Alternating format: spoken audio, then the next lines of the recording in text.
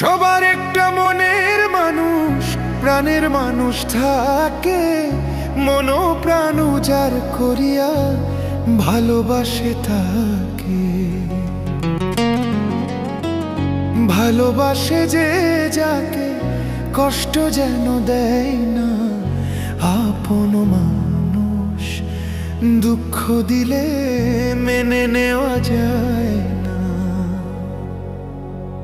পর মানুষে দুঃখ দিলে দুঃখ মনে হয় না, পর মানুষে দুঃখ দিলে দুঃখ মনে হয় না।